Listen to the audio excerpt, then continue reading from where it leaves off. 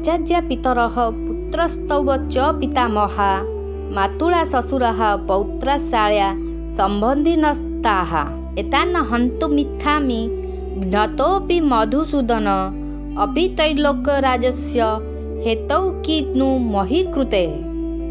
आचार्य पिता पुत्र एवं एहिपरि पितामह मामू ससुर नाती शला तथा अन्य समस्त संबंधी मते प्रहार कले मध्य मु एमानकु मारिबाकु चाहुनाही। हे मधुसूदन, एही सामान्य पृथ्वी पई मु एमानकु मारिबी कि? मते त्रैलोक्यर राज मिलिले भी मु एमानकु मारिबाकु चाहुनाही। आचार्य पितार कि नु मही कृते। जदि आमर एही कुटुंब माने आम मानकर अनिष्ट निवृत्ति पाई क्रोध प्रवश होई मते प्रहार करी मारी देबाकु चेष्टा करती, तथापि मु निजर अनिष्ट प्रवृत्ति पाई क्रोधान्वित होई एमानकु मारिबाकु चाहेना।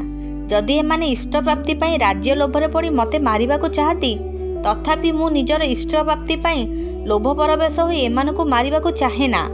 क्रोध और लोभर बशीभूत होई मु नरकर द्वार उन्मुक्त करबाकु चाहे नाही। एठारे दुई थर अपिपद प्रयोग करिवारे अर्जुनकर अभिप्राय हैला जे जदि मु एमानक स्वार्थरे बाधा देबी नाही एमाने मते मारिबे काहेकि? धरंतु मु आगरु एमानक स्वार्थरे बाधा देछि बोली भाबी एमाने मते विनाश करिबा पई प्रवृत्त हेले, तथापि मु एमानकु मारिबाकु चाहेना। द्वितीयतः एमानकु मारिले जे मते 3 लोकर राज्य मिली जिवो एहा त आदौ संभव नुहे। धरा जाओ एमानकु मारिबाकु मते 3 लोकर राज्य मिलिबो, तथापि मु एमानकु मारिबाकु चाहेना। मधुसूदन, संबोधनर तात्पर्य हला आपण सिना दैत्य मानक मारती, किंतु आचार्य द्रोण और पितामह भीष्म प्रभृति कौन दैत्य होइछंती जे मु सेमानकु मारिबाकु इच्छा करिवि? एमाने तो आमर अति निकटतम संबंधी।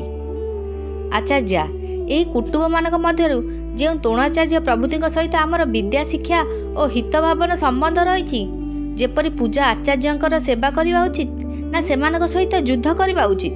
आचार्य चरण तो निजको निजर प्राण को समर्पण करदेवा उचित। यह ही आम पाई श्रेयस्कर।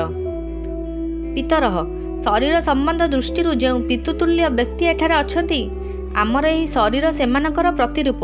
शरीर दृष्टि सेमानक स्वरूप होई आमे क्रोध बा लोभवशत निजर से पितामह को किपरि मारिबु? पुत्रः, आमर और आम भाई मानकर पुओ माने सर्वदा आमर पालनीय। एमाने आम विपक्षरे जहा कले भी एमानकु पालन करिबा आमर धर्म। पितामहा, सेहीपरि जेउ पितामह माने आम पितांकर मध्य पूज्य, सेमाने तो आम पाई परम पूज्य। सेमाने आमको ताड़ना करि पारंती, मारी पारंती, किंतु सेमानकु जेपरि दुख कष्ट न हेबो एवं सुख आराम और सेवा मिलिबो सेहीपरि चेष्टा करिबा आमर कर्तव्य। मातुला, ए मामू माने आमर पालन पोषणकारिणी मांकर भाई अटंती, एणु एमाने मध्य मांक परि पूजनीय। श्वशुराहा, आमर एही शशुर माने मोर और मो भाईंकर पत्नीकर पिता अटंती, तेणु एमाने आम पाई मध्य पितृतुल। एमानकु मु किपरि मारिबाकु इच्छा करिबि? पौत्राहा, आम नाती माने पुओ मानक ठारु मध्य अधिक पालन पोषणर अधिकारी। शाला, आमर शालक माने आम पत्नी मानकर प्रिय भाई, एमानकु मारिबा उचित हेबो किपरि? संबंधीन, एठारे जे संबंधी माने सम्मुखीन होई अछंती एवं सेमानक व्यतीत आउ जेते संबंधी अछंती सेमानकर पालन पोषण करिबा उचित, सेमानकु मारिबा अनुचित।